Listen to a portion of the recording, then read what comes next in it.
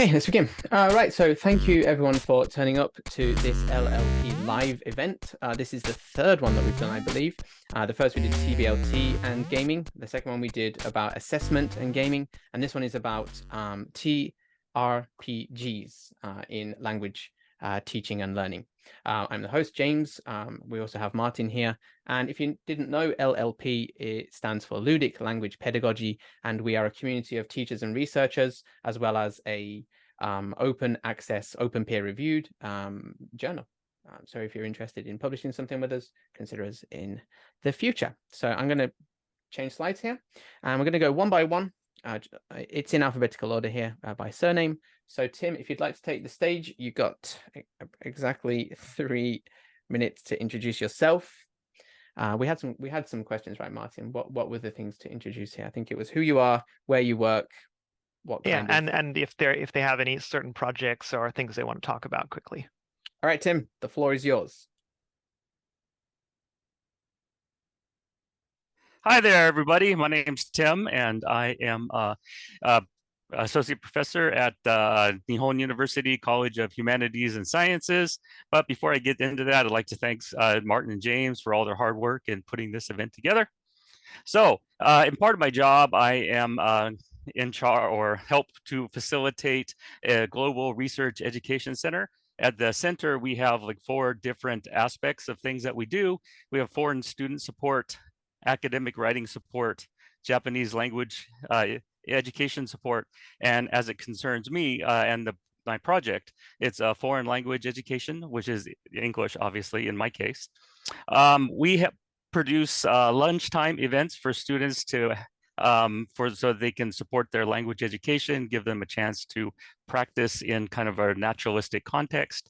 Things like E-Lounge for English, K-Lounge for Korean, C-Lounge for Chinese, and Ego Salon, which is basically talking to teachers and other like-minded students.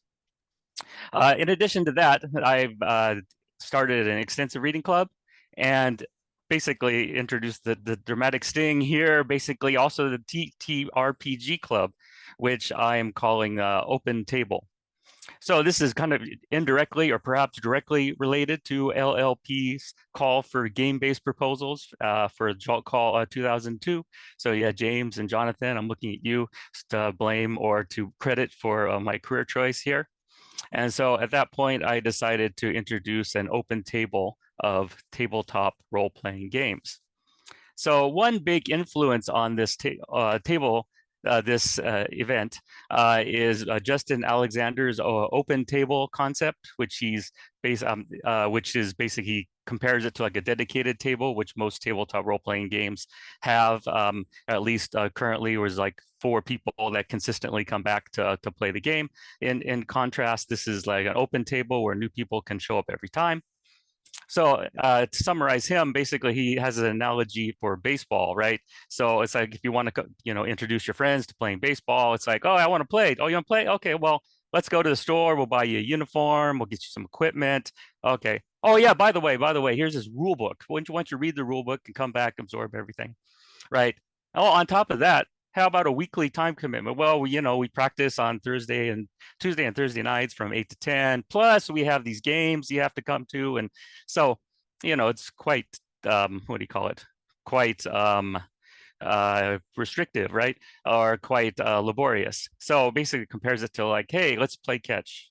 It's like jump in, just try it out for like lunchtime, 20 minutes, right? So that's basically the whole idea. Good here. Timing. That's your lot. 3 minutes. Thank you, Tim. Thank you for introducing your context. I told you I'm brutal. Next, we got Paul Johnson here. Paul Johnson, introduce yourself, please. Hello. Good morning or evening or afternoon, everybody. So my name is Paul Johnson, and I teach at Wusong University in South Korea, in Daejeon, right there in the middle. So I do several things there. I'll often teach some EMI courses like critical thinking.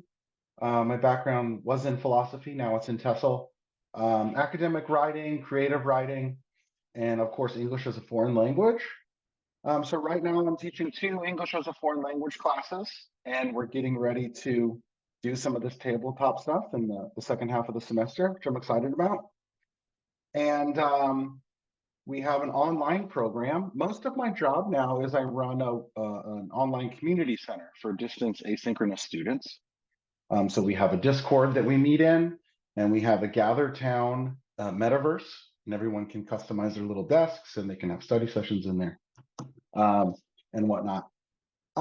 Yeah, so yeah, my interests are in digital role-playing games for language acquisition, corpus linguistics. Love corpus linguistics. I will drop that in here at some point. I'll force it. And then, yeah, my goal today is just to be an insufferable rules lawyer for everyone. I'm better than that. I'm better. There we go. Yeah. So yeah, that's me. So nice to meet everybody. Awesome, Paul. Thank you very much. Mhm. Okay, let's go back to the doc here. Next, we've got Rob. Rob's not, did he turn up? I'll take that as a no. Okay. Next, Jake, if you want to go then. Okay, hi everyone. I'm Jake Reed, and I'm in Japan, in Western Japan, in the Kansai area, so near Osaka. And I teach at a private university there, 4 years. And mainly I do English as a second language, and that's my background in my education, is in ESL, EFL. But I'm also a gamer, and have been pretty much all my life. And so, as you can see there, James has kind of shared the screen of my profile. But yeah, I'm first and foremost a TRPG gamer, or TTRPG gamer, and some of my friends call me like a lifetime GM. So I very rarely play in games. I very frequently am just the GM.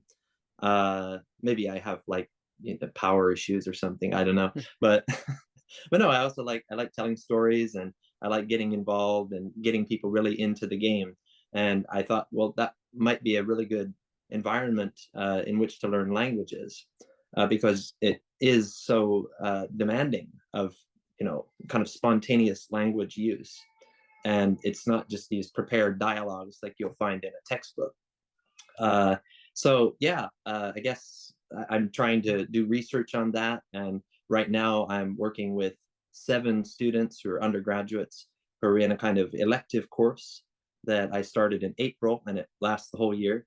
It's just pass fail, so it's not a ton of homework or anything like that, and it's kind of a hands-off sort of course, and we can freely meet from week to week, or if the students are busy, something like that.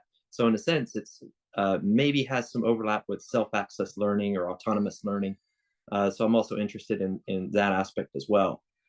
So yeah, I guess I'll yield the rest of my time to the next speaker. Thank you.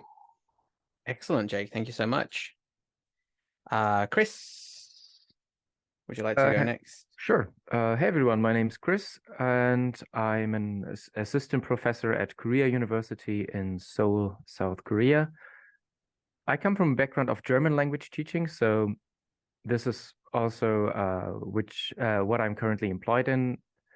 During my master's, I was focusing a lot on the role of different kinds of simulations on language learning. So either the classic, for instance, Model United Nations, school as a state concepts, or role-playing games, computer role-playing games. So every kind of simulation was what I was looking into. And this helped me to design the project that I have now.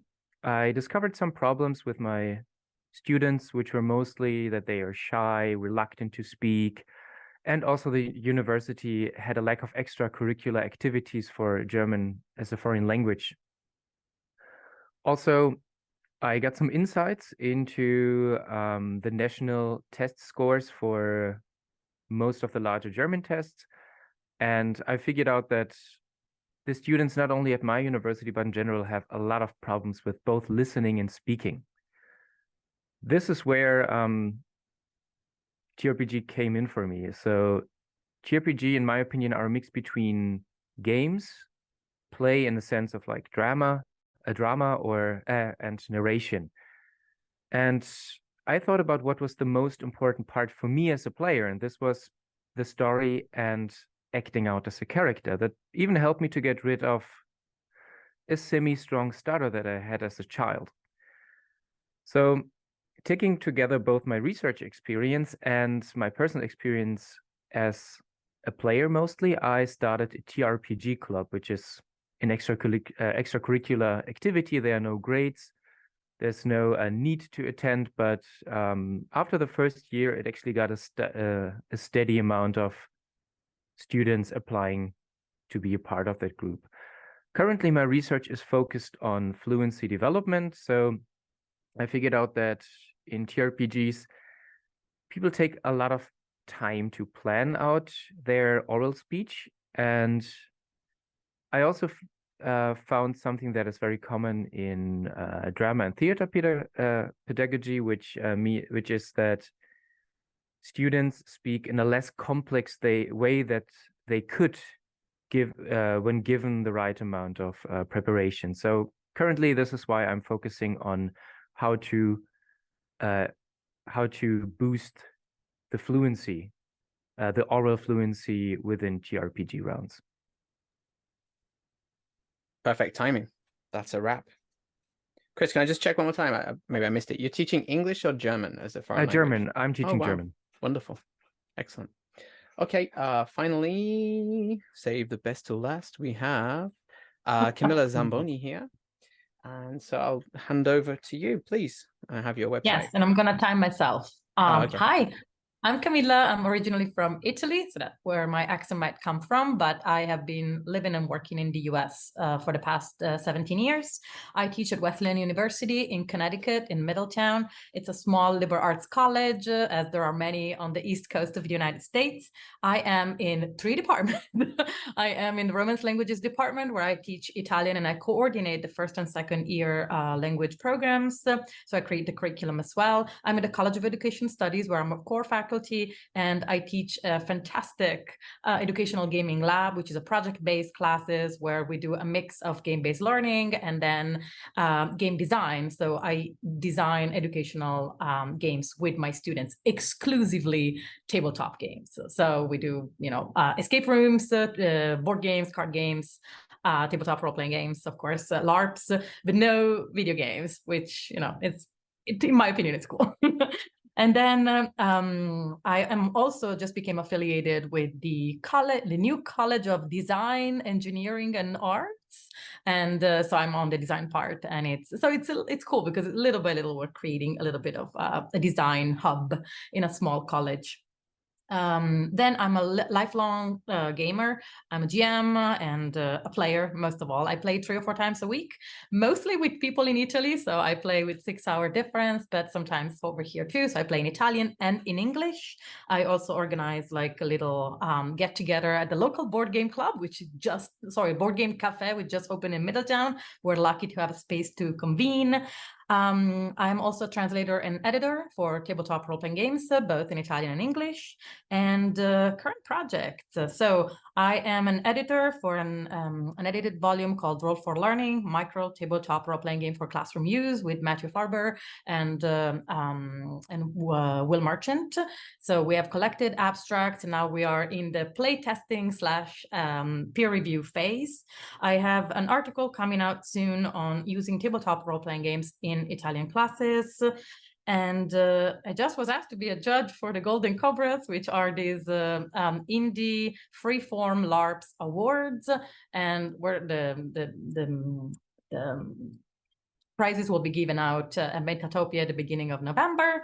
And finally, I just created, and it's currently in playtesting phase. If you're interested in playtesting, let me know. A tabletop role-playing game for language learning called Lonely Planet, which touches on issues of traveling and migrations in a language learning context. So if you want to try that out, let me know. I think that's time.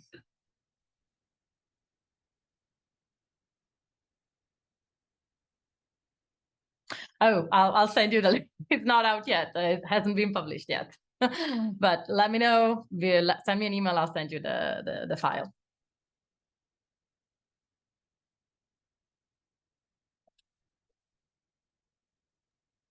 James, your mic is switched off. Okay, that's wonderful to hear. Yeah, I was just going to say to Camilla, if you can send us the link to that later, the game, that would be great. I'd love to see it. I'll add it to the slides at the very end. Okay. Well, that's everyone here. We're going to now dive into questions, and yeah, I think that each question will be about 8 minutes. I don't want to rush too much, but yeah, we'll see. We'll see what we get through. So yeah, questions. If you have questions as a participant, please use the Zoom chat. I won't be looking at hands up or anything like that. We'll be monitoring the chat the whole time. And experts, you kind of know which question you're going to answer, I believe, but feel free to jump in on any of the questions. Martin, if you could, maybe the experts can use the hand up functionality, and Martin, if you can keep check of that. Okay, I'll take a look. Yeah. I did want to say really quickly, thank you to everybody who's here for sending in all your questions. We had a lot of really good questions, and it was pretty tough to go through them and pick out the ones. I mean, we want to answer all of them, but we'd be here for several days. So we really had to pick just a couple from each main category. But yeah, as James has maybe mentioned before, maybe we can do a part 2 of this sometime, because we had a lot of really good questions. At a slightly earlier time as well for the Americans and the people in Europe. It'd have to be late in. We'll figure it out. All right, so questions. Let's dive in. So we've got a set of different questions. We've got practical issues. We have pedagogical game systems, pedagogical questions, and results and top tips. So there's a bunch of different formats. We'll start with this one.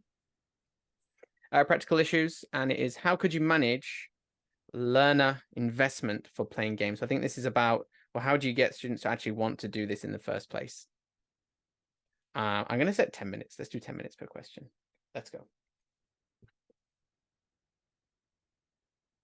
Who wants to go first? How do you get students to invest? Okay, Camilla. we got Camilla has her hand up. Sure, I'll start very quickly. This question almost made me laugh because I have no problem getting learning investment. All of our students already play. So letting them know that some of the play can be included in classes is fantastic. I mean, for the game design class, you know, and for any game that I want to bring in or that we create together, I had more trouble finding investment from the institution. When I wanted to switch the class from a half credit to a full credit, I had to convince the administration that playing in class, critical play, was valuable because games are a different medium than film or literature, and we use those media in class, and we have to analyze it. And so I had to go and say, hey, we need to play in class and critically assess the game, or use it with then some debriefing if it's used for language learning. And so it was harder for me to convince the administration, but the students were super into it. And every time I bring games of all types, but especially tabletop role-playing games, or even just pieces and strategies for TTRPGs into the classroom, the students lit up. So in my experience, perhaps it's a specific demographics. It's not a problem to get learning investment, but I'll let other people say strategies to get people involved. Yeah, I think we have a hand up from Chris. Yes, so in general, I totally agree with, I'm sorry, Camilla, right? What Camilla proposed. And I faced the same situation because my students would always, I don't have any problems finding anyone, and which is actually quite surprising because I'm working at a high-ranking university where people from the first semester focus on career development. So every decision, every hobby they choose is usually with a perspective of gaining some sort of reference or points that gets them into somewhere they want to end up at. So even despite that fact, I always have a steady amount of players. I want to go a little bit more into a theoretical argument. I think that TRPGs are meaningful and authentic, and this is why they're automatically motivating for students. Because they're meaningful because first, they challenge and train real-world communication strategies. We might use different vocabulary, but the strategies are the same. We still need to convince, maybe we need to bribe, maybe we need to argue, discuss, defend. So the communication strategies stay the same. Second, they are benefiting learner autonomous behavior, since the story and or the plot, how we call it, is heavily influenced by the players. And this is connected with a third argument that TRPGs are product oriented. So they are producing a storyline. I think the German author Nicholas Schmidt, I think, called TRPG narrative a co-authored narrative. So it doesn't only have one author, but every decision matters for the development of the story, and there's a lot of influence that can be taken. The fourth reason is that TRPGs allow participants to experience situations through their characters, which is also referred to bleed in or bleed out, so that the experience go from the player to the character or from the character to the player. And lastly, like all those factors together result in the fact that solving the quest becomes somewhat of a real world urgency. So this is also motivating, because since we perceive the role-playing world as somewhat authentic, actually doing the quest and, I don't know, saving the world, saving the princess or whatsoever becomes a somewhat real world urgency. That's it from my part. Okay. Paul has a hand up. So this is going to vary a little bit between teaching a language as a foreign language and as a second language. It's a little more difficult in foreign language classroom because the learner's level is quite low. But I do find explaining, if possible, explaining why I'm doing a certain thing can help get buy-in too. So I'll tell the students, this semester, we're going to learn the 720 most high frequency spoken words in English. This is one of our big goals. And then when I show them the math behind it, I get a lot of buy-in. They're like, oh, wow, this is great. So I'm going to learn the words I'm going to see all the time. So in doing tabletop role-playing games too, if they can understand, it's nice to explain, kind of just briefly, like why you're doing it. And you'll see their faces kind of light up like, oh, this is better than the role-playing in the back of the textbook. Okay. Any of our other speakers would like to chime in on this? You don't have to. You don't feel like everyone has to say something. We can always move on to the next question. All right. Yeah, I think let's move on to the next one. Yeah, that's definitely going to be coming up, Camilla. Thank you. All right. So I made these notes. I hope they're useful. You can see my terrible spelling. Okay. So the next question in terms of practical, oops-a-daisy. Oops-a-daisy. That's a rare one. In terms of practical issues, with a large number of students, how could you have them play effectively in groups? I open this up to the floor. Jake, did you want to answer this one? Yeah. All right, go Jake. Yeah, I'll take the first shot at this one. So I actually taught a class with 30 plus students on TRPGs once years ago. And so I had to think about this very carefully. And I think the key here is in the pre-play phase. So, if you have a group of students, 30 plus students in a class, there's going to be some of them who have played before. There's going to be some of them who maybe have never even heard of a TRPG before. And that's exactly what I got. It was an elective course. Anyone in undergraduate students could apply for it, and it was credit-based. So you get a mix. And the way that, I try to facilitate that was by getting to know the students and getting to know their backgrounds, trying to figure out who had experience, who did not, what kinds of support they needed, both from a language level and just from a genre knowledge level. So we went through YouTube videos of people playing TRPGs. I think we even watched an episode of an old 1980s Dungeons and Dragons cartoon, and several other things. but watching and learning, and I ran some demo sessions for the class, and eventually I got a feeling of, okay, which students in this class are going to be good GMs or potentially good GMs, and then those people could then find their friends in the class once they got to know each other, and then they can form groups that way. And then before every lesson, or before every session, as you might call them, you have a little GM huddle.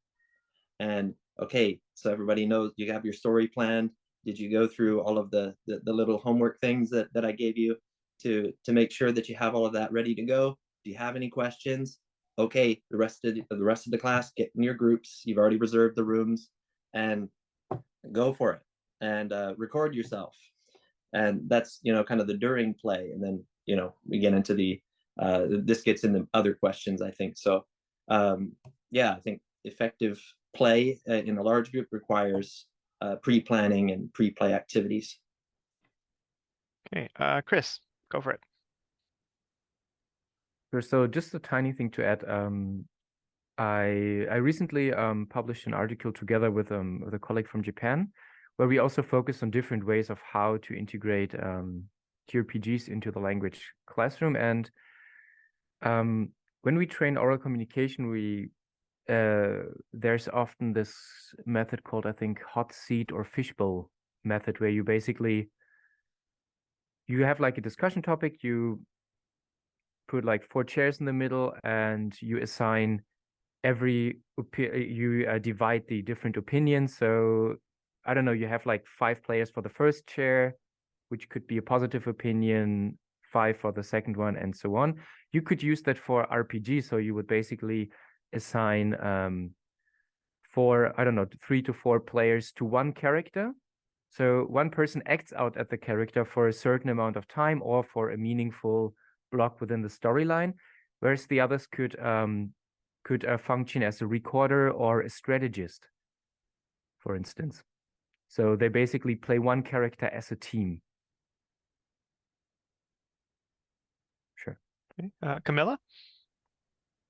All right, I'm gonna go in a different direction, because I know I'm gonna sound like heresy but I actually don't use D&D. I don't even play D&D anymore. I did.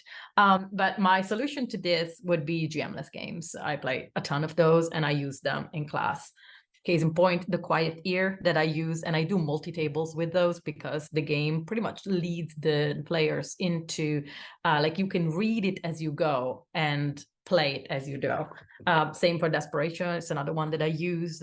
Also GM-less by Jason Morningstar. Carolina Death Crawl is another one that I use. For the Queen, fantastic game in which everything is on the cards.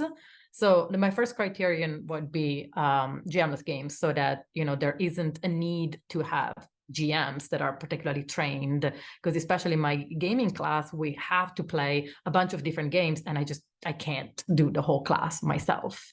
The second criterion that I try to use is open-ended. So I use a lot of word building games. Also Microscope by Ben Robbins, which I adore, or Kingdom, or Union, which is about creating a family tree. And a lot of these games, since they are so open-ended and they don't necessarily require GM, can be excellent for language learning as well, because it is one topic that then you tackle together and everybody adds. And also these games are really good usually at creating turn-based mechanics, so that it's clear when you pass the speed, like the narrative authority, let's use technical terms, to someone else, and they are good at setting up scenes and sort of ending, but also to make sure that you respect each other's narrative authority over a scene when you pass it over. So I feel that those, to me, rescue me from having to think too much. But one thing that I wanted to say, in Lonely Planet, the game that I designed,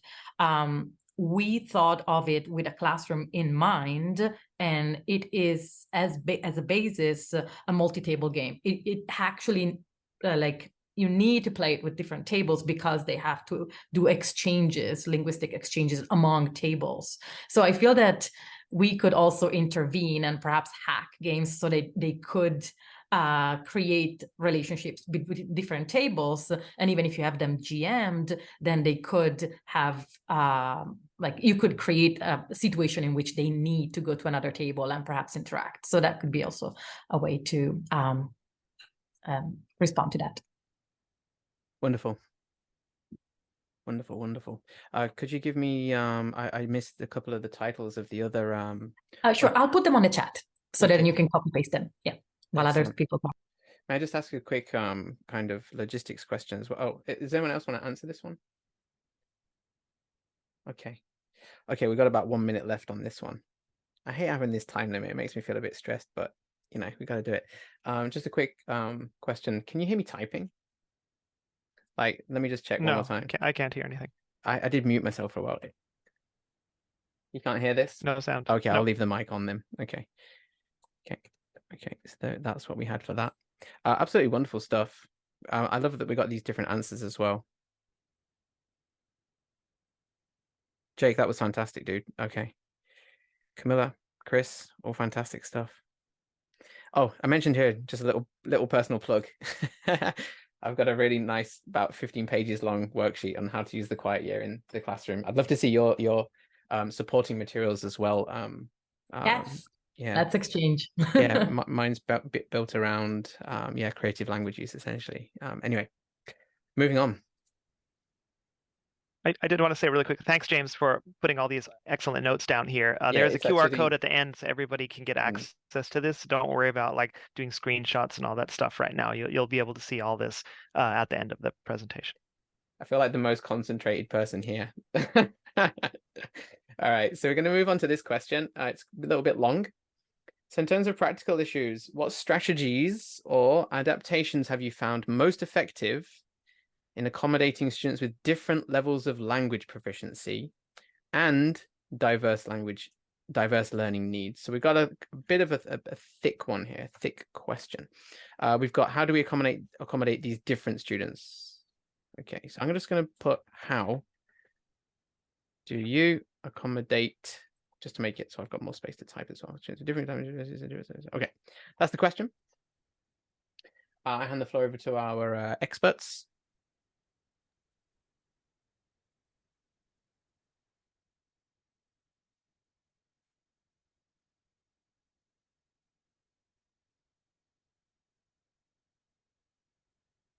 Okay, I can start. Sorry, and then I'll leave everybody. But to me, going back to, I don't remember. It was Jake. I think it was Jake earlier who talked about prepping the game, and I'm going to add to that the briefing. So, what kind of scaffolding you put before and after the game? How much do you prepare in terms of other materials that you can add to the game itself, right? Without hacking it. You could also hack the game itself, of course. But then, how much do you prepare, like giving perhaps vocabulary, or how much do you require that students use when they speak in the game? Of course, it is free production of language, so it's really scary, especially for lower levels. However, you could have like rules like, okay, let's all speak in the present, and so that could ease some worries. You could do brainstorming right before, and at the end, the briefing. What I like a lot to do is stars and wishes. I do it at the end of every class that I teach. Actually, it's a practice that I grabbed from TRPGs and brought it to every class that I teach. And so I ask students, okay, was this too difficult? Tell me what worked really well, stars, and what could be better, wishes. And in the wishes especially, I say, don't be shy. Let me know if you felt blocked talking because perhaps the level was too high. So I feel that listening to students, then you can adjust. For diverse learning needs, lots of things. So it depends on whether we play in person or online, but there are, of course, thinking like a GM that can help in this regard. So for example, you can bring in sound effects to create a more immersive experience. You can bring in visuals to help students, especially when you mention concepts or words, or you put them in a situation that might not be super familiar and they have studied. You could have visuals to help them visualize what they're talking about. You could have ritual phrases that they can use some games already use ritual phrases when they want to ask a word that they don't particularly know, for example. And then, again, going back, when we are engineering the games ourselves, for example, in Lonely Planet, I put different levels. So like if this is our lower level language, perhaps it's about building a city together and then traveling. So when you build a city, you can only use adjectives or values. And then if it's a higher level, then you bring in sentences that are longer, and you can bring in past. You can create the story of the city, and so introduce the past as well. So I feel that it is a very different beast if you're like creating it. But if you're adapting, then all the scaffolding around it helps a lot.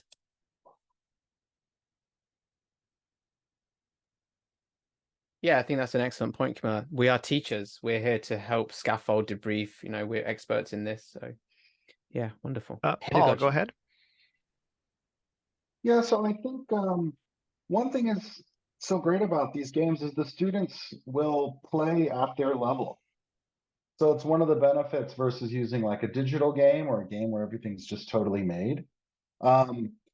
They're going to write the character sheet according to the language available to them. They're going to play the game according to the language available to them. And as long as they buy in, now it's tough if the class is leveled poorly. That's a tough one. But as long as they're kind of the same level, even if their level is like very like introductory A1 level, that's fine. They're just going to play the game at that level. No. And then the higher they are, the more they just go crazy with it. So which is fun.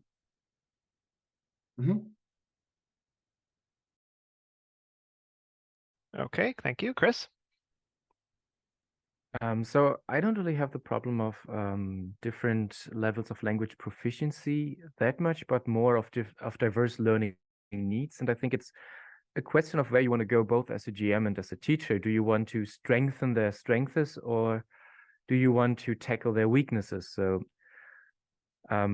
usually, because I'm just teaching an extracurricular club, I am mostly just distributing characters that I think are fitting for the students. And usually we have some people who are more strategic, who are, for instance, rather try to play a more technical character, a more strategic character, whereas others are more the social, outgoing language users and focus on the social characters, the chameleon, the one who gets to convince, bribe people or intimidate them whatsoever. So I think for me, it's more to accept that a group, a natural, authentic role-playing group does not work with everyone being just a social player. We need all the different collaborative strategies. So we use them. So we need them as well when we're conducting a TRPG round from the perspective of a teacher. So I let my students usually show their strengths, and I accept that, I don't know, a rather shy person engages in the dramatic part a little bit less, but focuses more on the strategic part and actually comes up with great plans that get the story going further.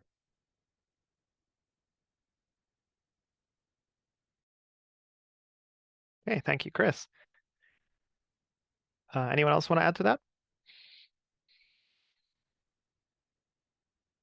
No, I think we can go. Just a quick thing that going back to, I think it was Paul who mentioned that it's different than with a digital game, because a lot of the word creation and the kind of interactions you can have in digital games are done a priori, because the designer will sort of think of all the possible potential, though with the new AI options in interaction in video games, we'll see where that goes. But one of the excellent affordances of tabletop role-playing games is that the interaction is emergent and created in the moment as you're playing, and that is, to me, a massive advantage, especially for language learning, because there is the possibility to accommodate to what a student is saying. Just what we do when we have a conversation one-on-one with a student, perhaps as an assessment, like an in-game conversation could be an assessment in which you are raising the level as you go along, because you can do that, because you have the ability to intervene directly and edit and mold the game to what you want to get out of that interaction. And I think that's like an incredible advantage of tabletop. Yeah. All right, I'm going to wrap that one up. Yeah, definitely less twitchy. Just as a personal note, because we've still got a minute. Compared to like video games. Well, I've got students at the moment who they wanted to play Smash Brothers. They wanted to play Smash Brothers as a game to practice English. I was like, there's no chance you're going to be able to do that. It's just impossible because it's too fast and twitchy. So we just stepped outside the game, and now they're just talking about their characters. So even if it is a digital game, you don't have to play and speak at the same time, right? You can slow things down and just use the tool as a discussion point. So yeah, that's another way that we can use these tools in our classrooms, take the students' interests and mold it towards goals, right? That's our job as teachers. Right, I'm going to jump onto this next one, practical issues. What are some practical ways to support teachers who aren't familiar with these types of games? Me personally, I am not a TRPG player. I know the Quiet Year. I've used it in class, but I've not delved outside of that particular zone. So we've got about 10 minutes on this one. How do we learn? I mean, how do we improve our ludic literacy, I guess you could say? How do we become more ludically literate around these tools? I open the floor to you guys. Paul. Yeah, so for me, I think this is going to be about game mechanics. So I'll send a link here in the chat for the mechanics that I use. Really keeping it simple here, I think, is the way to go. So I have like a one-page document here, and it just, it says here's, they pick these abilities, 30, 60, 90, they can use them once. I don't know, just like keeping it like, I mean, the idea of handing a teacher like the D&D character sheet or handing that to one of my EFL students would be so tough. So I think keeping things really, really simple.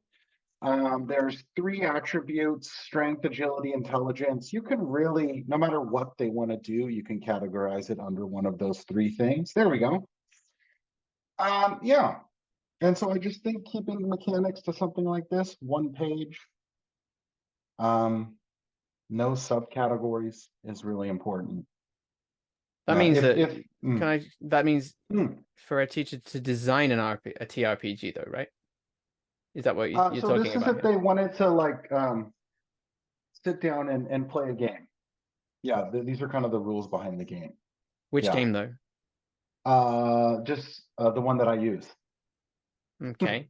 But how would you support a teacher in choosing that game that you use? The question was what are some practical ways to support teachers who are not familiar with TRPGs? Well, perhaps I took the answer in my own way. Okay. Yeah. So you say know your mechanics, keep it simple. Yeah. And so this is about designing an RPG? Well, this would be about using one. Using one. So, okay. Yeah. So each player would be given a character sheet, and then they could be given 3. Well, let's see. I have these documents. Anyways, they can be given 3 things: a character sheet, a document which explains the rules, and then a player journal sheet. And so each person receives these 3 pages, and that's sufficient for playing the game. Okay. Yeah. But if you look at the other systems, like if you handed someone the Dungeon Master's Guide, it's like 400 pages of really complicated stuff versus one Google Doc. So that's how I support them, by taking 400 pages and making it one. Okay, I see. So you do it by providing something essentially then, right? Okay. Yeah. All right. Who's up next? Martin, who had the hand up first? We had Camilla first, and then Tim. Okay. No, I'm gonna let Tim go. I talk too much. Yeah, Tim's first. Okay, well, I won't talk for very long.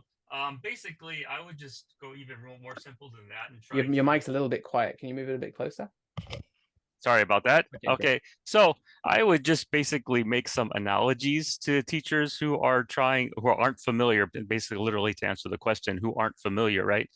That basically, some of the analogies are basically it's like 20 questions with dice, where basically you describe a location, right? I mean, really, you describe something, a situation, and then you have the characters or the students tell you what they want to do or have them discuss it, and they have to basically ask questions of the person running the game, and then they have to make a decision.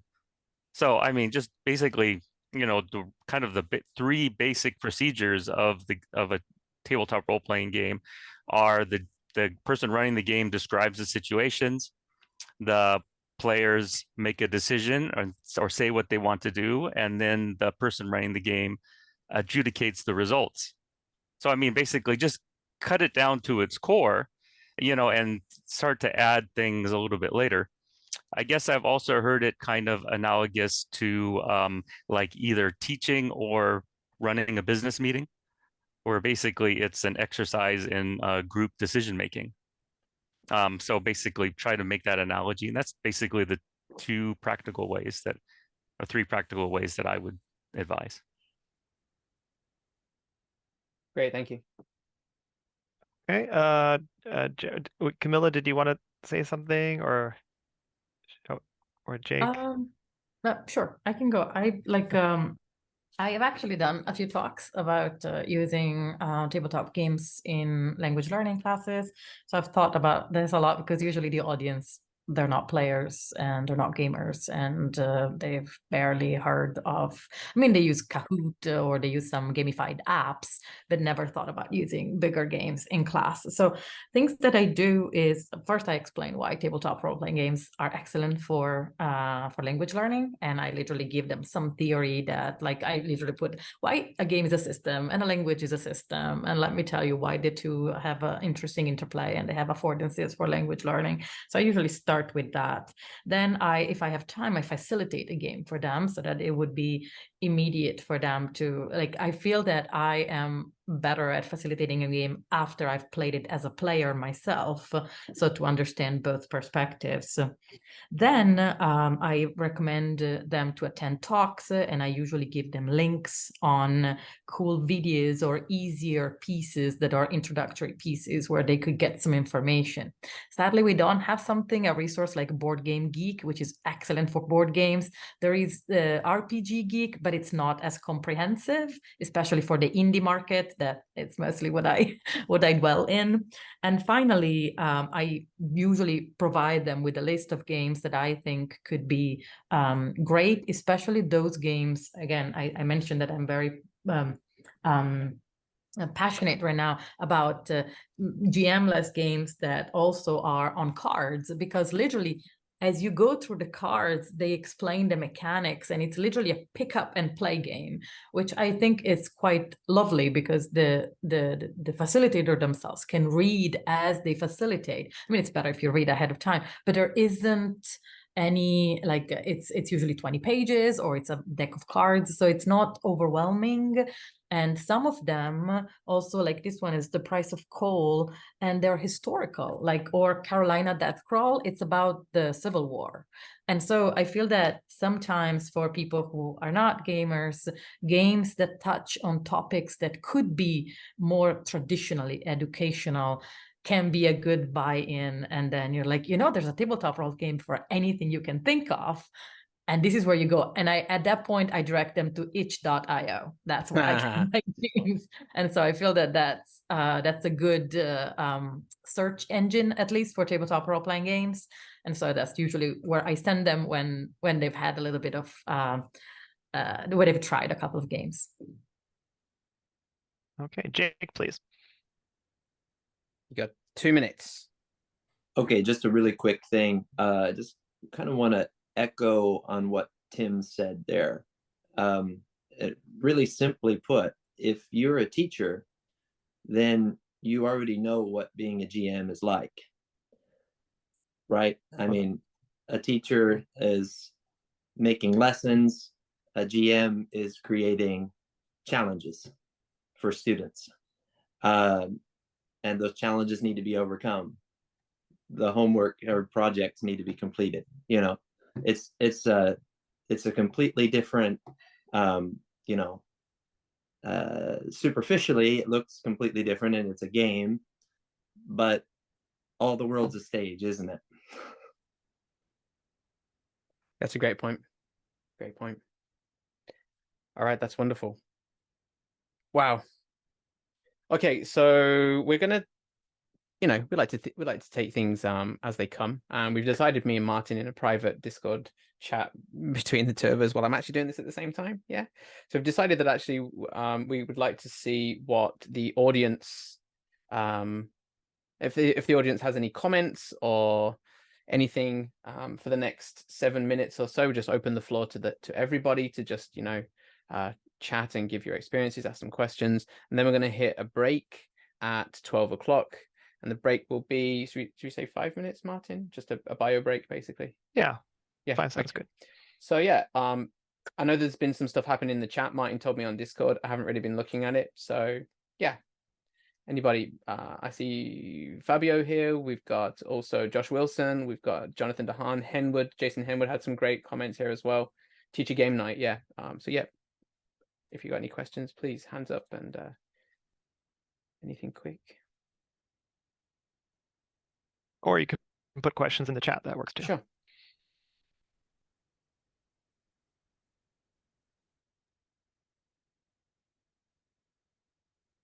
Are you cooking, Josh? Yes. Kale.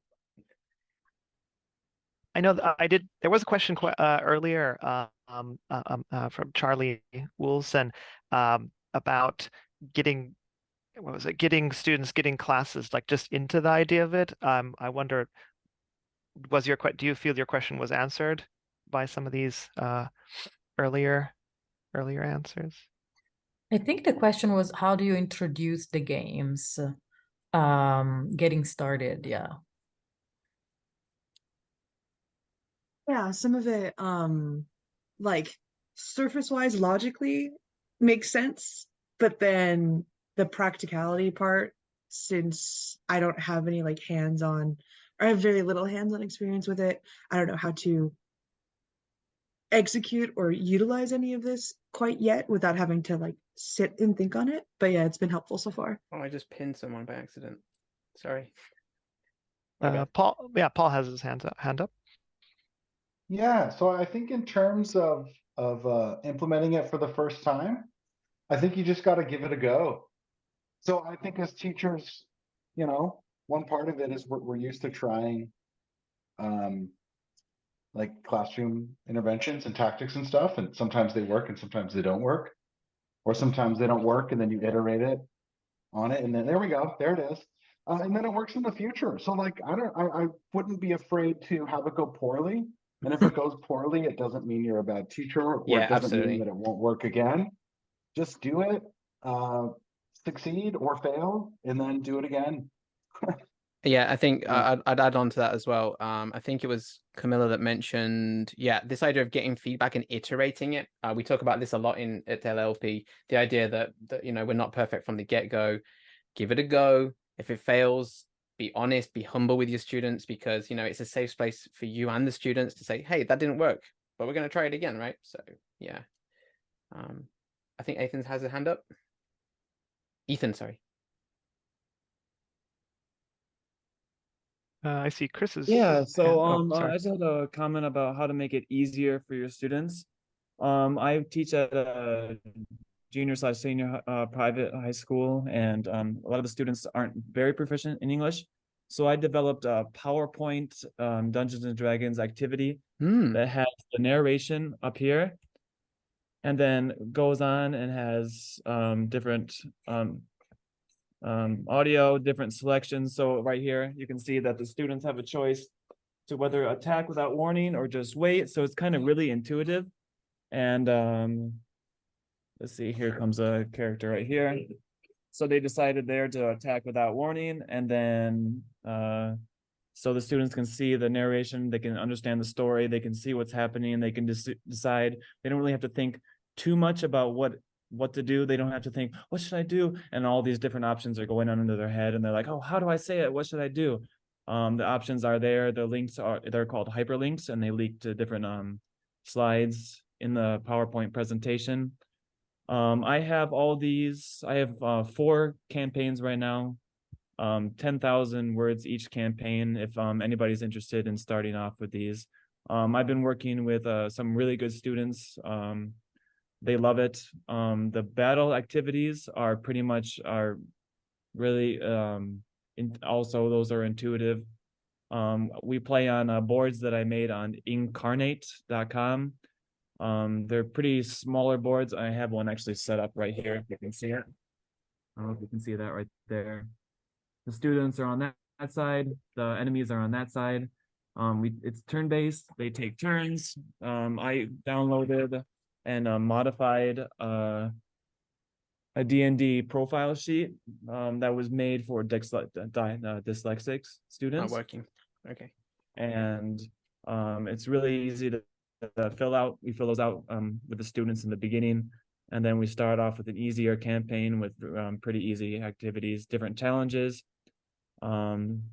It's made it a lot easier, and this the PowerPoint presentation for D&D has made it so easy for my students to have fun, and especially the students who aren't as proficient in English wouldn't be able to pick up on the different storylines, different things going on.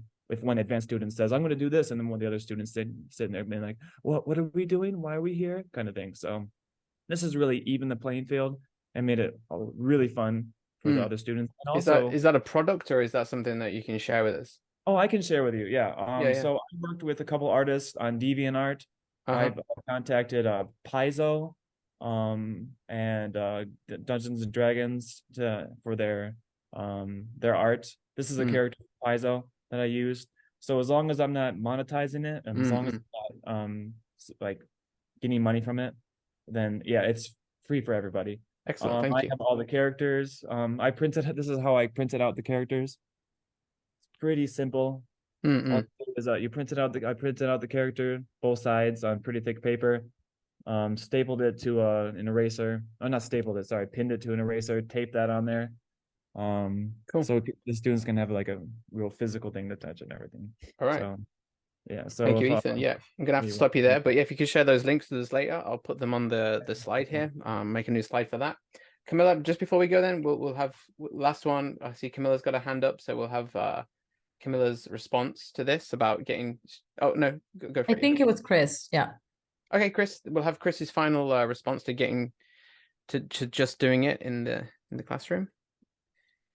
Yeah, so I would recommend to actually start by reducing the role-playing part. And so like if you're teaching with one of the standard foreign language books or ESL books, you usually have a task. So if you replace the task with a very small capped scenario, you can actually try like moving your way forward through expanding the role-playing part of your class gradually. So I think this is a way to actually try out RPGs. Just try to replace the tasks with RPGs. Awesome. Dewa. Time for a break, guys. Martin just let me know that we've got 9 more questions. We're probably not going to get through them all, but that's fine because there's a lot of extremely useful advice here coming for teachers that are interested in doing this stuff. The practical issues are, perhaps you can hear my wife sneezing. The practical issues are perhaps the most pertinent to us as teachers. Talking about game systems next is so if we look at these first bunch of questions, they're all about like pedagogical issues and pedagogical literacy around these particular items. We're going to move on to the ludic objects themselves, the TRPGs themselves, and think about different varieties, the game systems, and looking at the objects themselves next. So, excuse me. The next question here is about game systems. What parts of TRPGs of a TRPG do you emphasize, and what do you take out? Do you focus on skills or features and spells? So yeah, 10 minutes on this one. Let's begin. Okay, Chris, go for it. Yeah, so as I mentioned before, I think the three constituent parts of TRPG are game, drama, and I forgot the other one, and story, so narration, yeah. And I would, so for me personally, I think narrative and the dramatic part are the two parts that have the most impact from my perspective. And I think especially the dramatic part opens up what we call as if or pretend situations. So students can explore themselves without facing the real world consequences of their actions. And the second one is, I think it was a Greek drama educator, Electros Tselikas, I think, who called this language emergency situations, which means that they are put into situations where they need to improvise. They do not have the means they have in class to look up words, to look up structures. So this actually highlights a lot of language use rather than language learning. In terms of spells, I mean, I'm not using TRPGs that are located in two fantastic worlds. So I focus rather on skills. I play Call of Cthulhu, and I think Call of Cthulhu has a very nice skill set, that is very applicable to the real world, and that also offers some starting points for problem-solving strategies. So I don't have to really make the distinction between either going for skills or spells, because if you learn spells in Cthulhu, you regret it.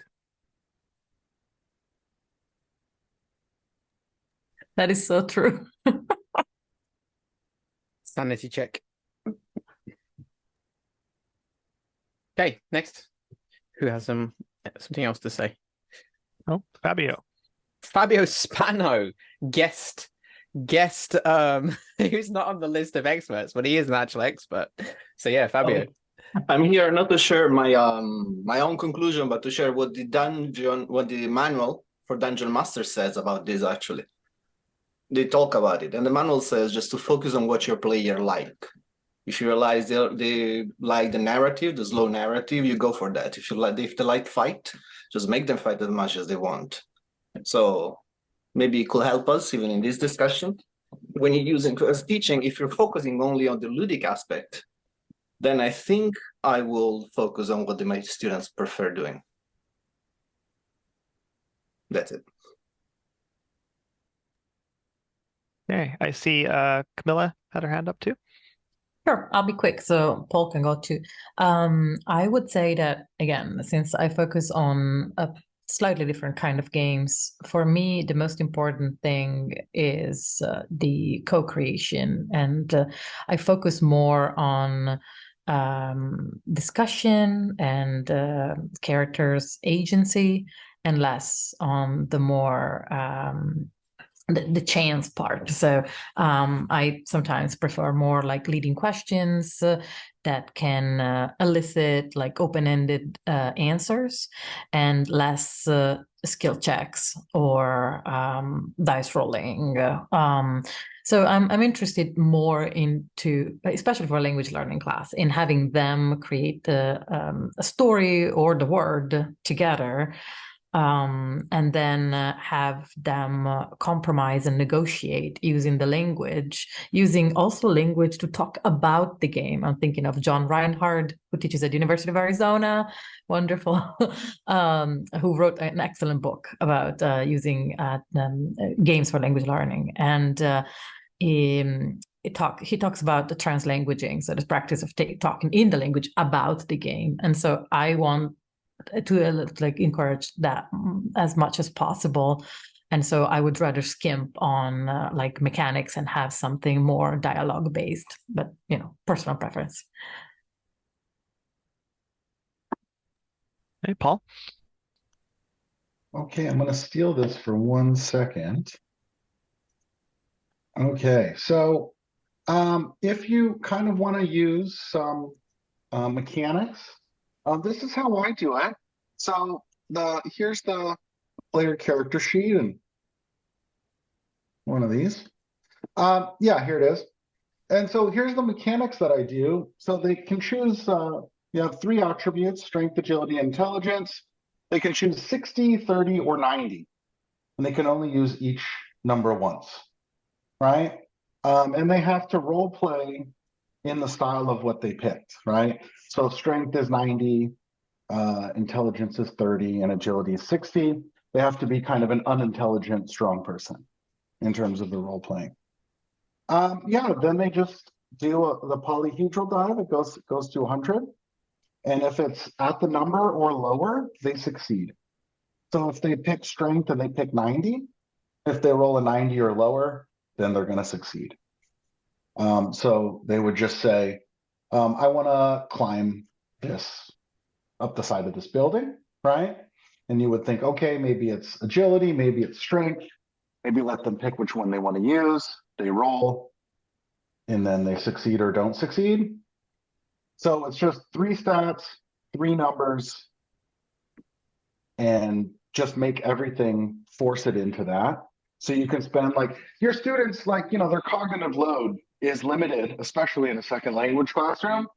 So the more you can keep the focus on the language and less on the mechanics, I think is the way to go. Less mechanics, more language, is how I would do it. But I still like the mechanics. This is my preference. So I kind of go in that direction.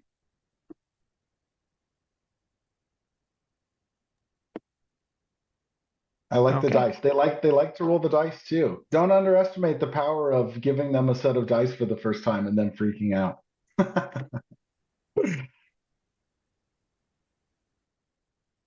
Anybody else want to add to the question?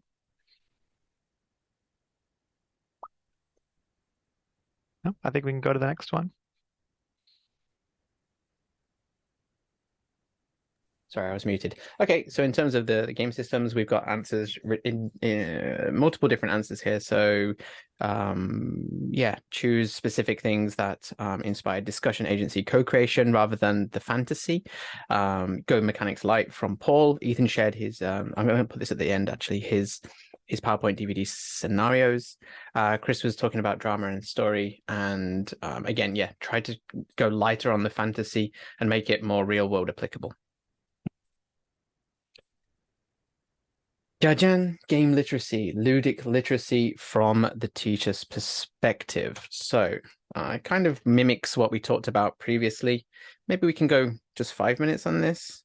How does teacher manage to learn all the different rule sets? Yeah, it's kind of touching on what we previously talked about. So I'll set 10 minutes anyway. So how do we learn this stuff? All right, Jake, go for it. Okay, I'll take a swing at this one. So this is something that James has said in one of his articles for LLP, and that's, you need to take things slowly. So maybe you don't need to use a bunch of different games. So why not just choose one? If the focus is on language and language learning, then I don't think there's necessarily a need to learn a bunch of different rule sets. You can do something very simple, like that Paul has pointed out, or Camilla has pointed out, with the GM-less systems. Don't focus on the rules so much. But one example of a game that you can do that kind of is that you would learn it in 30 seconds is Dread. This game just uses a Jenga tower, and the GM is telling a story. The players are, and it focuses on kind of fear and horror, but you don't necessarily have to use that theme. Well, okay, so the players want to try something. Maybe they want to hide from some kind of Yeti or something that's looking for them in the mountains. They're on a camping trip, and so to do that, the GM might tell them to do a pull, and the player does a pull. And maybe if it's a really difficult thing, you have to do 2 pulls, something like that. And once you get towards the end of the mission, somebody is going to make the tower fall over, and whoever does that, their character's out. So there's a lot of tension in that game, but it's very, very rules light.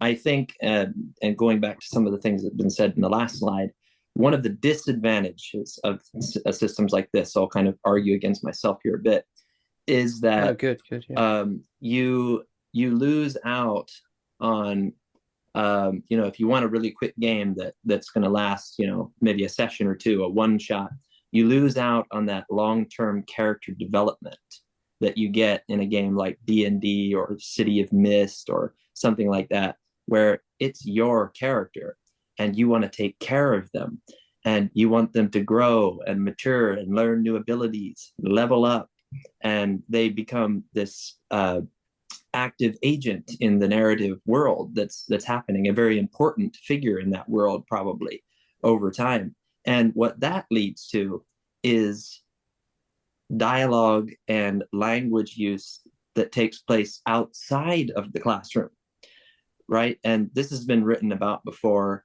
I forget, maybe John Reinhardt actually mentioned these different kinds of dialogue or different kinds of communication that happen, during the game and external to the game.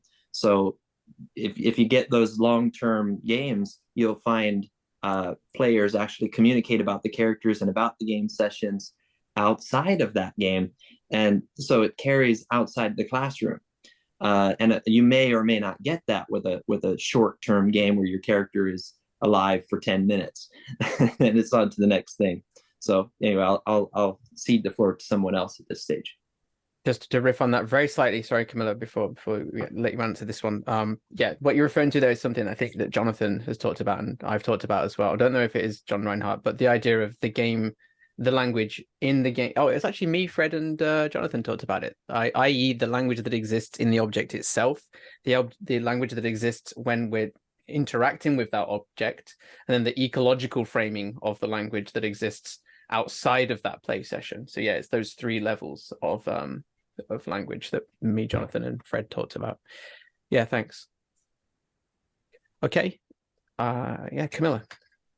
Yeah, actually, I agree with a lot of what Jake said, and thank you for mentioning Dre. I adore him. And I feel that I mostly run one shots for students because I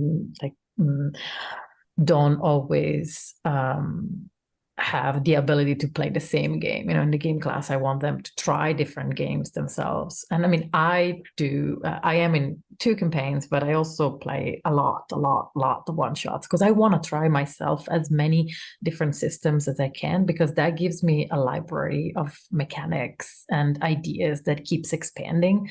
And so for me, rules light, as Jake mentioned, is very important so that students and players in general can immediately understand what they want, how to play, pretty much. And again, on itch, I think there's even, you can type in rules light and it will give you a list. So there's even a tag for that. So that is something that, even you as a facilitator, it's easier to prep for different games if the games are rules light, if they don't have too much in terms of system. Another thing that I'll say that you could use are micro TTRPG, like any hacks of lasers and filling. I used sometimes the Grant Howitt one-page TTRPGs, like Honey Heist is a very famous one that he created. Or I found that Crash Pandas, some of my students loved it. And there's a mechanic where you're a bunch of raccoons in Los Angeles in the illegal street car racing. And there is a mechanic where you all drive the car together by making the number of the dice that you want to roll with your hands, and according to what you roll, what you decide with your hands, which is very different and cool, the car does different movements, and so you could crash into things. And I feel that games like that can be very effective because they can show the potential of where you can go with role-playing games. Like, as Jake said, you can use a Jenga tower, you can use a deck of cards, you can use dice, you can roll dice or just use dice, to, like in the quiet year, you decide how many weeks a project take using a die. So I like to create a vocabulary and using games that are easy to access for both the facilitator and the students. I also agree with what Jake said, however, about creating and developing a character. And I particularly like the advancements of the Powered by the Apocalypse style, where you get more skills as you go up. And it's harder to do, but one of my current projects, and I would love to talk about it if other people have these ideas, is, you know, having a tabletop role-playing game that follows a whole semester, and like students can play as they go along, and within class, so connecting it to a language class. And I'm not sure that a game can be imported without any intervention for a whole semester class. I think we'll have to either hack one or create one. But the idea of having them keep a character and develop this character throughout the semester is extremely powerful. So I agree with Jake that that's also something that should be implemented.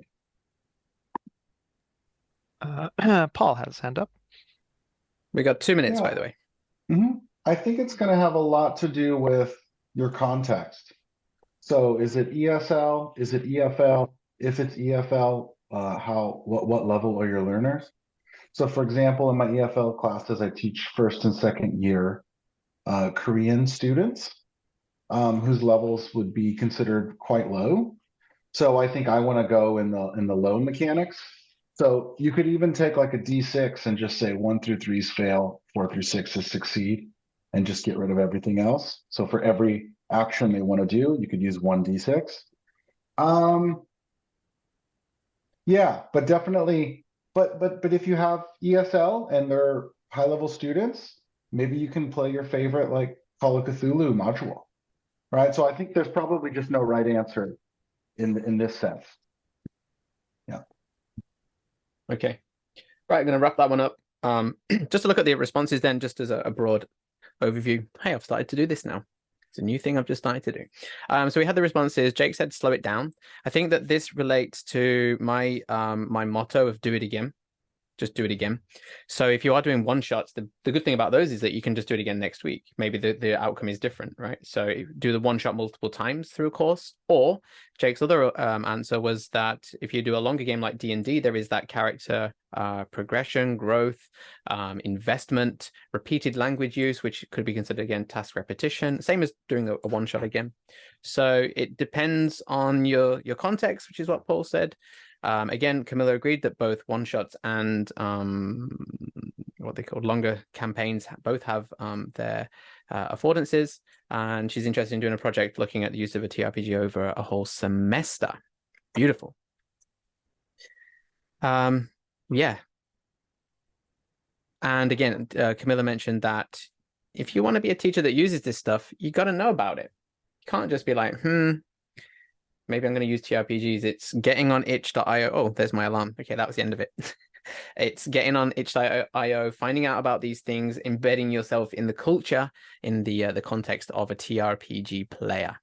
And of course, we can provide some links regarding that. Okay, next question.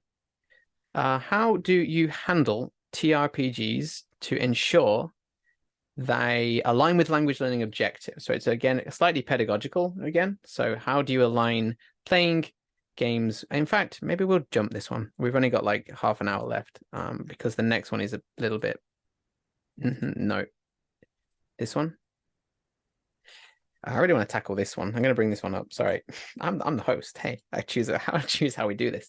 So as someone that runs a journal called Ludic Language Pedagogy is a huge interest of mine, and I'd love to hear about your teachers, your experts pedagogical framing of using a TRPG in the classroom, i.e. what kind of methods, what kind of materials, what kind of mediation are you doing around TRPG use in order to scaffold language learning? So that's looking at before, during, and after the games. What kind of stuff are you doing? Give us some of your top tips in terms of pedagogical choices. Okay, Chris, you have the mic. Yep. So just in general, I think that especially for our language learning sector, I think there's already a lot in common between TRPGs and language learning in itself. I mean, most of the can-do statements that are referred to in the Common European Frame for Languages are also part of games, I believe, because well, both the CEFR and TTRPGs try to simulate a somewhat logically and coherent world. So all kinds of human interaction need to be part of it. As for a specific pedagogical framework, I shamelessly copied James' code about rollers and adapted it for TRPGs. So this basically follows a strong task-based approach, which I'll just highlight. I focused somewhat on the similarities between both of them, and I think you can easily conduct a strong TBLT, so task-based language learning or task-based language teaching approach with a pre-task. So the call for action, the introduction to the quests could work as a pre-task, basically. The while task is the TRPG in itself, and the post task, I think the interesting part is, I think it's from, I forgot, it's an article from Scandinavia. They have some great lab conferences there, and one of the authors focused on the different feedback systems. So he argues that evaluation comes within the game and the plot. So if the communication strategy works, yeah, the quest is going on. But if you're failing to convince the policeman, you might get locked up. So this is some in-game feedback that you get. Also within the game system, if the dice works or doesn't work, if you earn the rewards for performing accordingly within the quest, this is also some sort of feedback. And what I think Regina Herbrick focused on was the feedback among players. So they also work as judges for other players' behavior. So this is the in-game part. As I mentioned, I copied James' model. So after the while session, during the while session, I would record what the student said. They would design a self-transcript. We would analyze the self-transcript in a post-task phase on another day. And we would train those language elements that they either needed or that weren't implemented properly in their language use, followed by a debriefing document where they would contextualize when they used the grammar. They would propose where they could use a certain grammar structure or vocabulary in the real world and how they intend to use it the next time during the adventure. So this was basically my framework, and I'll end the screen sharing.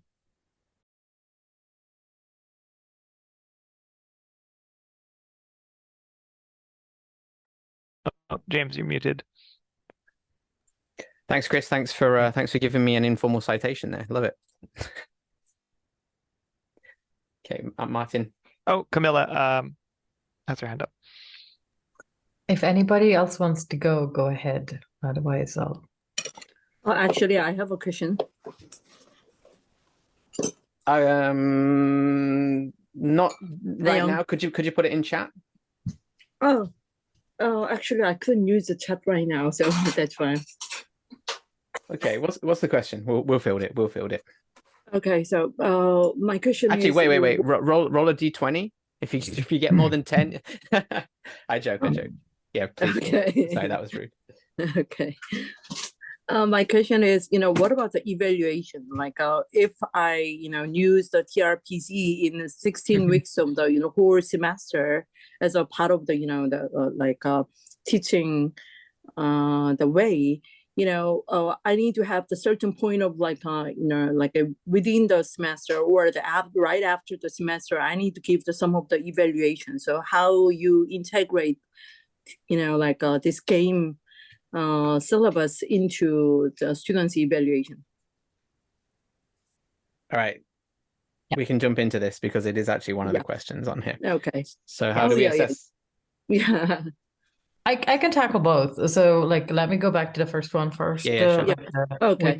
Well, they actually go together. So, what do you do before or after, and how do you Mhm. evaluate? They can be like the same thing, actually. Right. And then I'll let Jake jump in. But so, pretty much for me, it's like I agree with a lot of what Chris said. Like, it's about like scaffolding, so creating exercises before to, which could be, I see Matt in the chat said pre-test and post-test. Yes. So, you could have vocabulary building activities that then lead into the session. But especially what I like, because I use it in my language practice a lot, one thing that is missing a lot from traditional classes, because it also requires a lot of grading on the teacher part, is a lot of free writing, which I assign pretty much from day one of my classes, from like the level A1 using the European reference. And I feel that that can also be used as assessment for games. So besides perhaps post tests or stuff like that, I love to do self-reflection for the students. I love to do journaling, which can be free writing, but very focused because it comes out of the game experience and they reflect on the game experience in the target language. And so they have the vocabulary that they've developed during the session, but they use it to comment on their own experience. And in this, at the same time, they're writing in the target language. You can do this in L1 or L2 or second language or foreign language, whichever you teach, and then you can assess that. You could use that as pass-fail evaluation, or you could actually ask specific questions and assess the writing at the end. And so I feel that you hit two birds with one stone with that, because they are reflecting on the games, on the content, and they're thinking about what they did. They're using the vocabulary, but also they're practicing writing, and you could also grade that for correctness with a rubric if you want it. The same goes for like speaking. Like you could ask like the stars and wishes can become an assessment in itself. Like you can ask students to produce that in the target language, and you can assess how they talk about the game. Before I let go, one quick thing that is not about assessment, but it is about what I do before, during, and after the game, because I don't want this session to end without talking about safety tools. Please, like I always use safety tools before we start with lines and veils, things that should not come into the narration at all, lines or things that can be mentioned but not dwelled on, veils. I used mechanisms during the game, like X card, or just saying if something is uncomfortable. And at the end of the session, we talk and we do stars and wishes. Again, these are not assessment, but I wanted to frame it into the pedagogical choices. To me, that has to be a safe space. And we have tools to do that are embedded into role-playing games. So we should absolutely use that. Go, Awesome. Jake. May I just, sorry, host privilege. May I ask, shit, what was I going to ask? Damn, Jay, go. I was going to ask something, but it's gone. Oh no. Yeah, I'll just add on a brief thing on what Camilla said. So one of the things that I have students do is to record their gameplay sessions. And because when I had them playing games, I didn't want to, even really be in the same area as them, because I don't want to break the illusion that, okay, this is a class and I'm your teacher and I'm grading everything you say, kind of thing. I want them to just kind of, spontaneously play the game to the degree that that's possible. So they record themselves, and then they can listen to those recordings, and instead of focusing on, oh, am I speaking correctly? Did I use the correct grammar here during the game, when they should be just playing the game in a natural way? They can have that recording and then transcribe certain sections of it that they'll notice that they made a mistake, and then they can correct it, or they can submit that to the teacher and ask for feedback. So things like that I think are also useful. Sweet. So my question, actually, I just remembered it before you we wrap this one up. We still got 5 minutes on this question of assessment and pedagogical choices.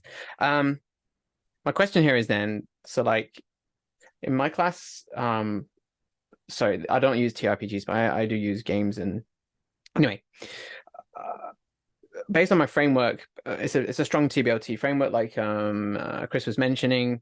A pre-task is a full class. The gameplay itself is a full class. the debriefing is a full class. So essentially what I'm trying to say is that in about a 5 to 7 week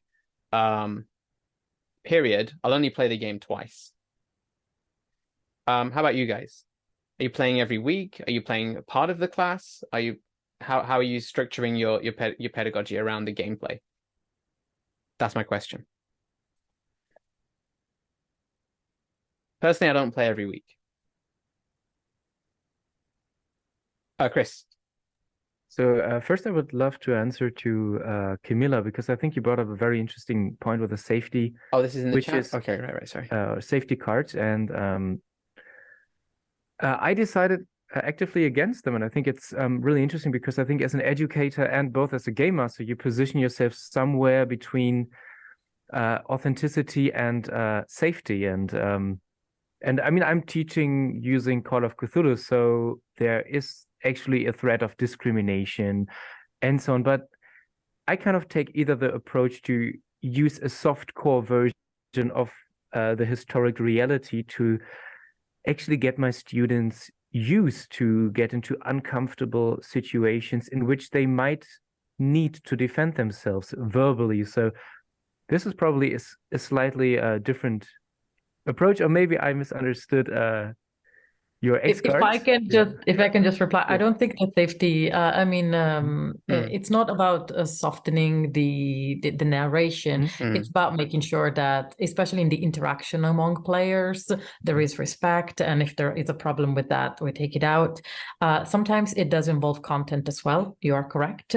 However, I feel that having some limitations on content opens up more possibilities, and I would never want to touch on a student's personal trauma that perhaps they didn't see coming, and it like envelops them, and perhaps they don't feel comfortable, especially in a second language, to bring it up.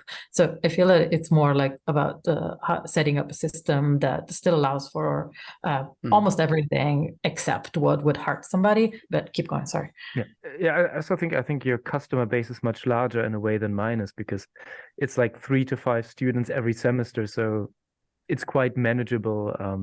I might have not gotten into a situation where safety card was necessary, but just to focus a little bit on the racism and discrimination part, like I'm currently playing a campaign located in the Weimarian Republic and in the Golden Age Berlin. There's one ethnic Korean actress who has the name Ling Ling Jade Dragon, which is her stage name, and she wondered, well, it's kind of sounds very stereotypical Chinese, but that's kind of the flow you needed to go with in order to become famous. So she actually learned something about the role of discrimination and how you present your culture. If you present your culture, or if you present a culture that is somewhat different but close to your culture in order to gain success. So actually, we could have a very nice dialogue about this afterwards, which was in the beginning was an irritation point, but she actually learned something about the times back then. I think that's different to the idea of an X card, though, Chris. Like the content of the game being maybe discriminatory or racist or whatever, sexist. Or, I guess it does relate to it. But from my understanding, an X card is like what they're saying here. It's like, hey, I don't want to touch that topic. It's like a more of a personal thing, right?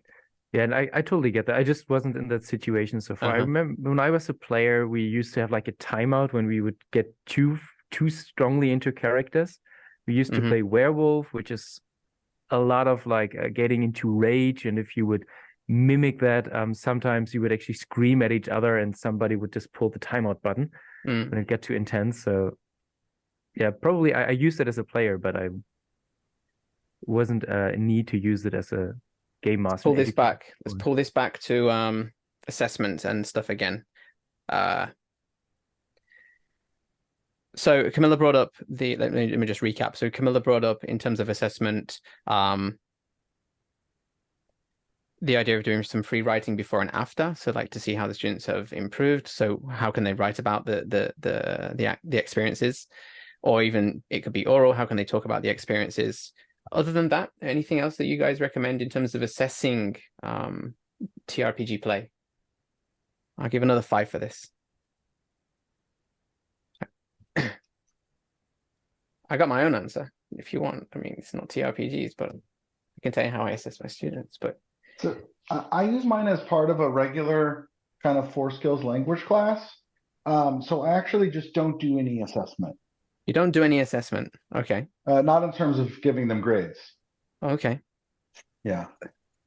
I mean, of course, we do assessment in other ways. They peer review each other's character sheets or peer review each other's journals, this sort of thing, and check and error correction, these sorts of things. But I don't do any like you got a B on your character sheet. Most teachers will have to do that, so it's quite yeah. a Either good well, I question. do like either they did it or they didn't do it, and if they do it, they get points. If they didn't, they don't. Fair. Yeah, it just goes in with my regular homework stuff. 10 if they did it, 0 if they didn't do it, a 5 if they did it like a very terrible job. Okay, do you want to hear mine? Here we go. So next question. Next question. No. So I assess students' speaking ability. I use a lot of games, and obviously if you're playing TRPGs, you're going to be outputting a lot, it's oral output. So in terms of assessing students' speech, again, I'm going to be just going to stand on the pedestal and say I'm the pioneer of bringing in smartphones to have students record and transcribe the gameplay. Everyone's copying it. Anyway, so basically I have students make transcriptions of the gameplay, and then I have a rubric on the board, which is based on the fluency of their speech, the accuracy of their speech, the complexity of their speech, whether they're using English or the foreign language, and how much they're cooperating with other students. So there'll be a rubric. They look at their transcription. For example, one will say, have used if 5 times. So they'll know, okay, have I used an if statement 5 times during this gameplay? If so, I get that amount of points. Another one would be something like, have helped another student with their language 2 or 3 times. And it'll be saying, okay, so if I help students, I've been cooperative, I've earned this amount of points. So yeah, based on the fluency. So it's, oh, I spoke 200 words during this play session. So yeah, that's how I'm doing my own assessment of students' language ability while playing the game. Oh, and another, oh, look at that, someone's writing for me. Thank you. Another one would be, they will watch YouTube videos of people playing the same game, and they will pick up some new expressions from that YouTube video. So on the rubric, one thing might say, have used expressions that I picked up on YouTube 5 times, get a point. So based on that, they will tally up, they'll get all of their points based on their frequency of use, their accuracy, the complexity, YouTube stuff, and then they'll give me their score. So I have students assess themselves, and then they hand that to me, and I'll put that in my book as their score. Feel free to use it, guys. It works. All right. Thanks, Martin, I guess, for writing that. And I can share the rubric with you later if you like. So we did that. We've got about 10 minutes left. We've got these questions. We've got, which systems are you using and why? Best tips and practices. Let's go there. Let's go there. All right. For our last question, I have decided to choose this one. Could you give us any best tips or best practices based on your own experiences and successes or failures, for sure? This is going to be our final question, so until the hour.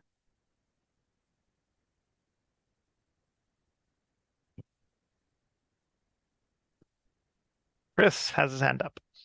Yeah, so just coming from a learner base located in East Asia, I would argue that it's important to give the students time to react. I think we should keep in mind that our second or foreign language learners not only face the different situations we as natives face, so a different world, different game system, different world lore to some degree, and actually the personal part of acting as somebody else. And we all have that, but our students also have the language part, which just, they have much more cognitively going on than we when we are playing role-playing games as natives. So for me, the most important thing is to have patience. Usually students, when they get accustomed to the role-playing experience, their pace actually speeds up. But in the beginning, it takes some time. And yeah, as an educator, I learned not to be impatient. Thank you, Chris. Tips, best practices, others.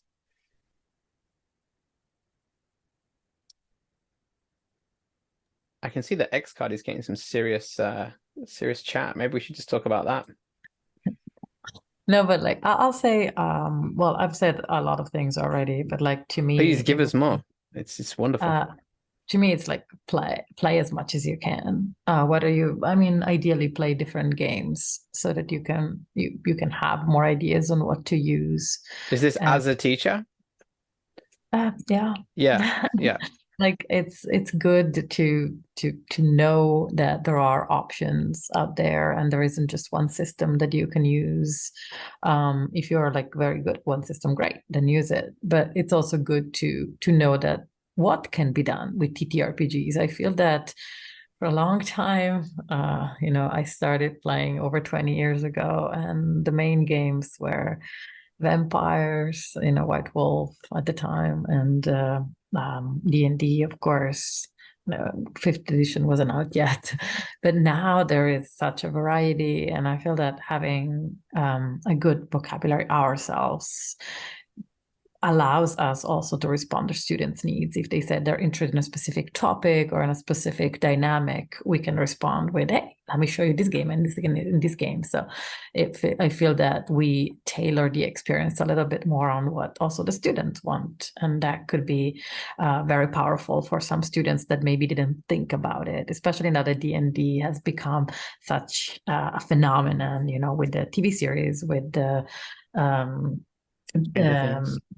Critical Role, with Stranger Things. So like it's become like a phenomenon. Everybody, like it's not a niche anymore. It's very much mainstream. I feel that some people might just confuse TTRPGs with D&D, period. And there's a universe out there, and so it's good to know that there are options for different tastes and different learning styles. I'm thinking of like a couple of TTRPGs I've tried that use surreal cards as the move, and you can move and do it. I think it was called Dream Punk, in which you had these cards in your hand, and you can do any move that relates to elements in your cards. So it was very different, much more loose in the form, but it was interesting for me because I never thought about that.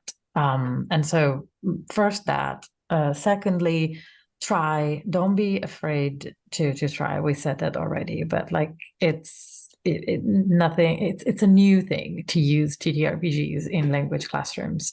We are literally writing the practices and the rules, which is super exciting, but also it's bound to like be filled with mistakes, then lead to new discoveries and new insight. So try it. Worst case scenario, it doesn't work, you switch, you try something different, you wait for the next class to start again. I've created my game design class, and oh my God, it went through so many iterations. And one thing that I'm trying to do, and another tip that I would want to give, try to bring some elements of TTRPGs in the structure of your class. Like, as I mentioned, I've introduced stars and wishes in my classes, but also thinking of things like participation. I'm trying to do participation in class that doesn't have to be based only on discussion, like sort of like a playbook from PBTA, like ask students, how do you want to participate in class? And at the end of each class, check with yourselves, have you done this to participate in class? If so, you get the advancements. So sort of trying to personalize and create the class itself into a TTRPG. So using elements of it that make it so compelling for us and trying to create a class that has those elements. I'll stop here, let other people speak. We have a hand up from Josh.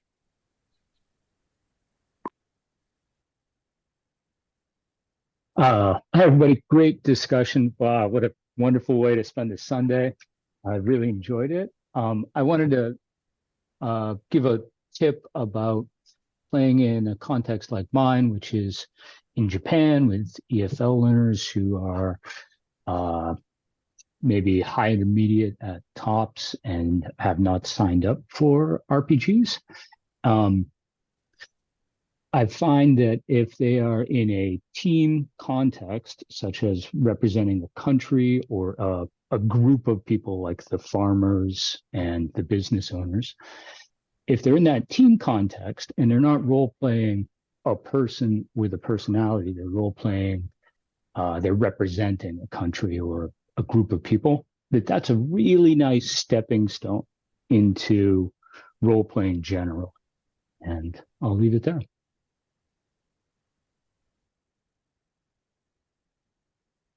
Sweet.